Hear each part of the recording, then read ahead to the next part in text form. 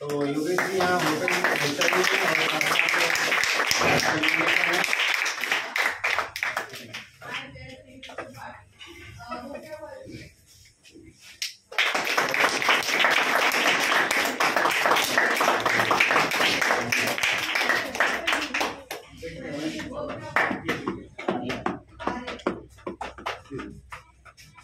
और राजीव पाठशाला के माध्यम से आज आपने बिल्कुल अपने सामने ही सुना।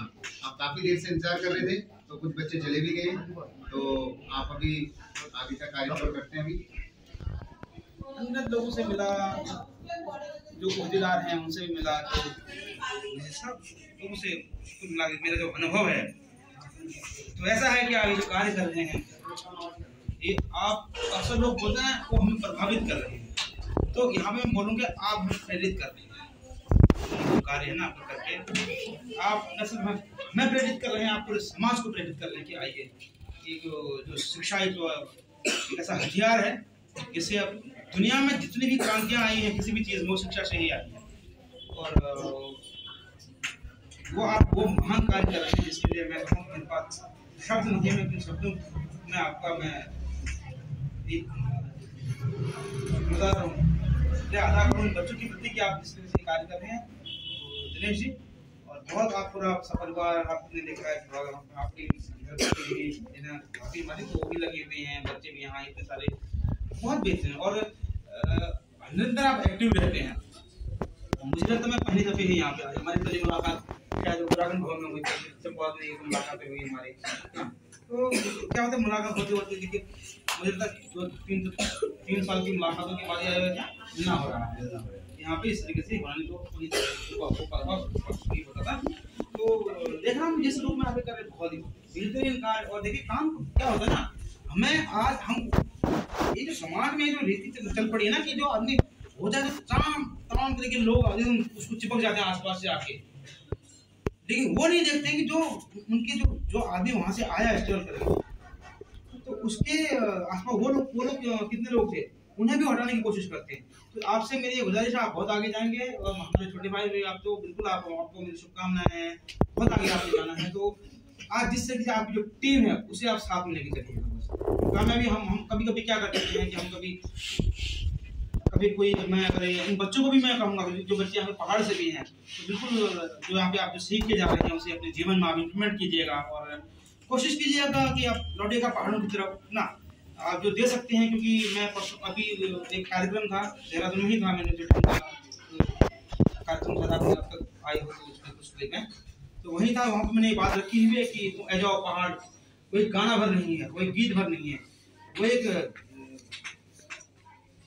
मंत्र है, मैं कहूँ वो एक मुहिम है, वो एक सोच है।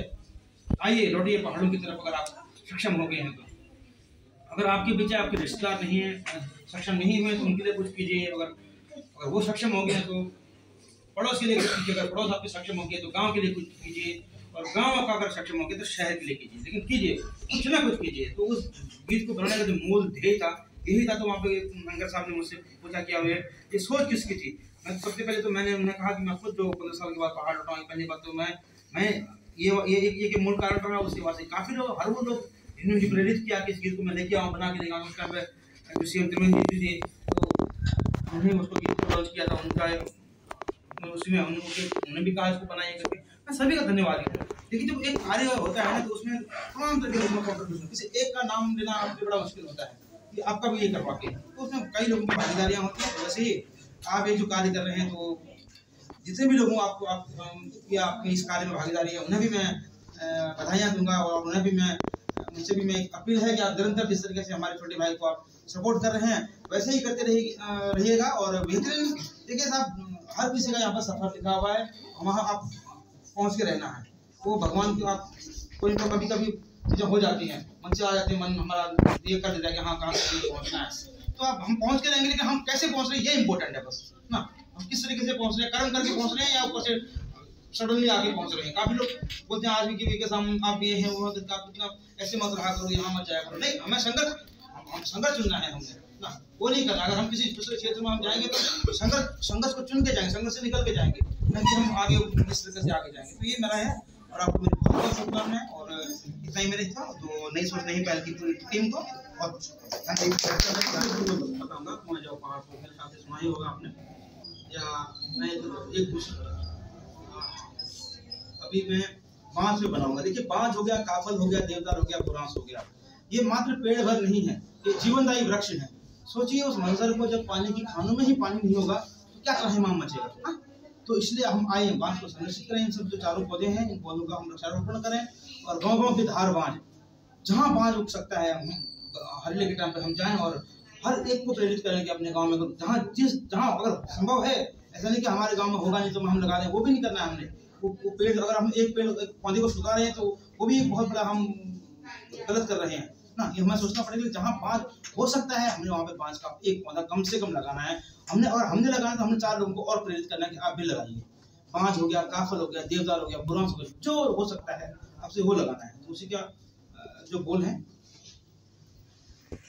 ओ बाजा जो पुरानी बाजा, ओ बाजा जो पुरानी बाजा, वे तेरी जड़ फाली जो बाजा, ओ बाजा जो पुरानी बाजा, वे तू गाड़ गधार तू बाजा, ओ बाजा जो पुरानी बाजा, वे गाँव की धार तू बाजा, ओ बाजा जो पुरानी बाजा, ओ सुरसूरा बयालो तू बाजा, ओ पुरानी बाजा, पानी की खान तू बाजा, ओ बाजा पुरानी बाजा, अपाड़ा की खान तू बाजा, ओ बाजा पुरानी बाजा, तो मांगो काली जो बाजा, ओ बाजा।